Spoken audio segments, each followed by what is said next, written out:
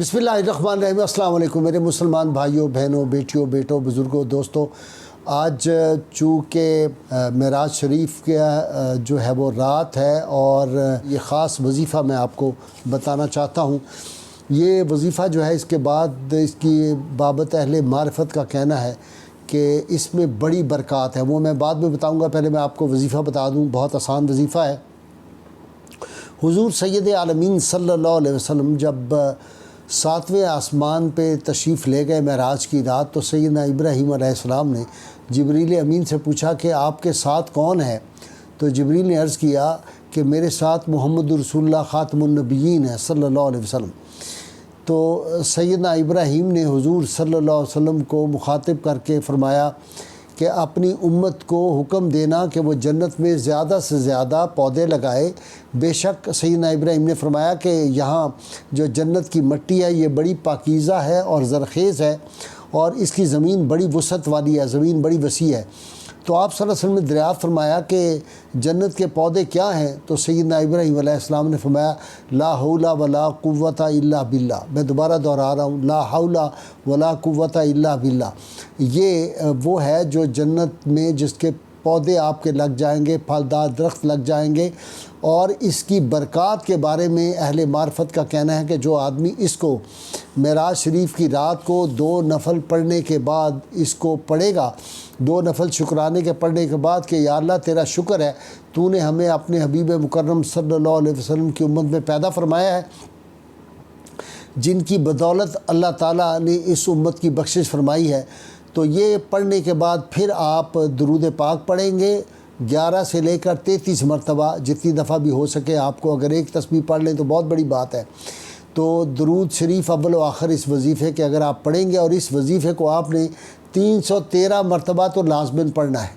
313 मरतबा इस वजीफ़े को ला हौला वला कुव्वता इल्ला बिल्लाह अव्वल आखिर जो है 11 मरतबा या 33 मरतबा दुरूद पाक पढ़ेंगे तो इंशाअल्लाह इसकी जो बरक़ात है वो ये है कि जिस घर में पढ़ा जाएगा उस घर में बरकत होगी, उस शख्स की उम्र में बरकत होगी, उनके घर में इत्तफ़ाक़ और इत्तेहाद होगा, उसके घर में अगला पूरा बरस जो है अगला 27 रजब आने तक अल्लाह ताला के फजल से रिज़्क़ की फरावानी होगी। जो काम रुके हुए हैं वो दूर होंगे, जो परेशानियाँ वो दूर होंगी, आपस में बामी उल्फत और मोहब्बत हो जाएगी सारे अहले खाना की।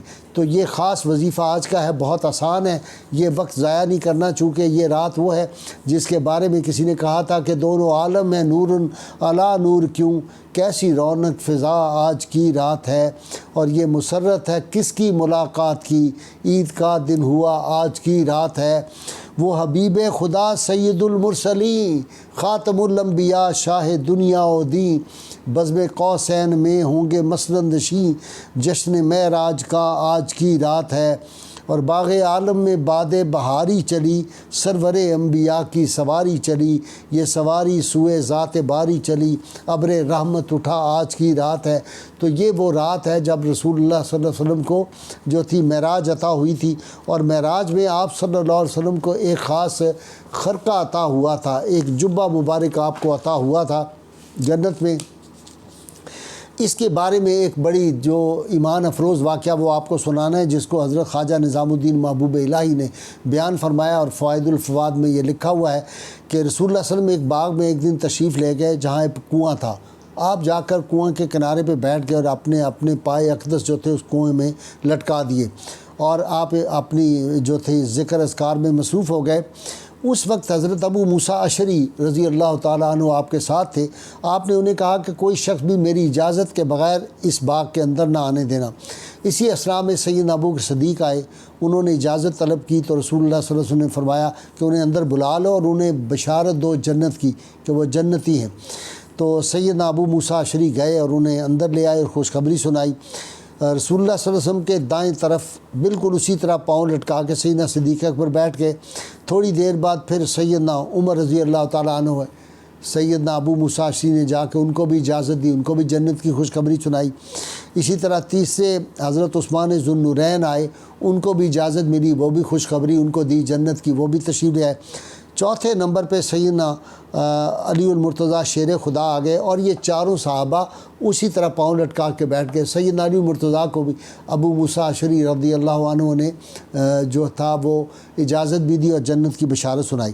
جب سب بیٹھ گئے تو آپ صلی اللہ علیہ وسلم نے فرمایا کہ جس طرح ہم آج کے دن اکٹھے ہیں چاروں، اسی طرح موت میں بھی ہم یکجا ہوں گے اور موت کے بعد جی کر اٹھنے بھی ہم اکٹھے ہوں گے۔ بعد ازاں آپ نے دیگر صحابہ کی مجلس میں بلایا اور ان سے فرمایا کہ مجھے ایک خرقہ ملا ہے، اور حضور صلی اللہ علیہ وسلم نے فرمایا کہ یہ مجھے معراج کی رات ملا تھا۔ یہ جو خرقہ ہے اس کو خرقہ فقر کہتے ہیں۔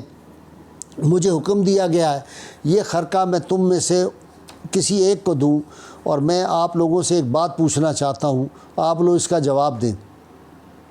سب سے پہلے آپ نے فرمایا جو درست جواب دے گا، یعنی جسے میں جانتا ہوں، میں اسے یہ خرقہ عطا کروں گا۔ تو آپ صلی اللہ علیہ وسلم نے سب سے پہلے سیدنا صدیق اکبر کی طرف متوجہ ہوئے اور پوچھا اگر میں یہ خرقہ آپ کو دوں تو آپ کیا کریں گے؟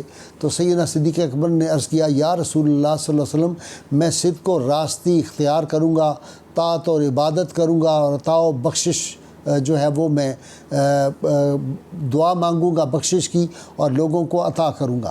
اس کے بعد آپ نے یہی سوال سیدنا عمر فاروق رضی اللہ تعالیٰ عنہ سے پوچھا، تو سیدنا فاروق اعظم نے عرض کیا یا رسول اللہ، میں عدل کروں گا اور انصاف کا خیال رکھوں گا۔ پھر آپ نے یہ سوال عثمان ذو النورین سے پوچھا اگر میں یہ جبہ تمہیں دوں، خرقہ دوں تو آپ کیا کریں گے؟ تو انہوں نے عرض کیا یا رسول اللہ، میں جود و سخا کروں گا اور اللہ کی راہ میں مال خرچ کروں گا۔ چوتھے نمبر پہ آپ صلی اللہ علیہ وسلم نے سیدنا علی المرتضیٰ سے پوچھا اگر آپ کو میں یہ خرقہ دوں، جبہ دوں تو آپ کیا کریں گے؟ تو انہوں نے عرض کیا یا رسول اللہ، میں لوگوں کی پردہ پوشی کروں گا اور بندگان خدا کے عیب ڈھانپوں گا۔ رسول اللہ صلی اللہ علیہ وسلم نے وہ خرقہ سیدنا علی المرتضیٰ شیر خدا کو عطا فرما دیا اور فرمایا لو یہ خرقہ میں تمہیں دیتا ہوں، کیونکہ مجھے یہ حکم تھا کہ جو یہ جواب دے یہ خرقہ اس کو دے دینا۔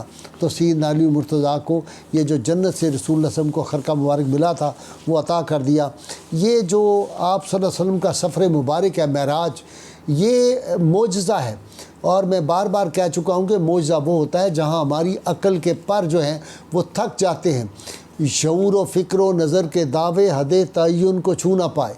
وہ جو ہماری فکر سے ہماری سوچ سے جو ہے وہاں تک پہنچ ہی نہیں سکتی، اور عاجز عقلیں جہاں آ جاتی ہے اس کو معجزہ کہتے ہیں۔ اور معجزہ سمجھنے کے لیے قرآن حکیم کی یہ آیت ان اللہ علی کل شیء قدیر، رب جو چاہے جب چاہے جس وقت چاہے جس کو چاہے جو عطا کر دے، وہ ساری کائناتوں کا مالک و خالق ہے۔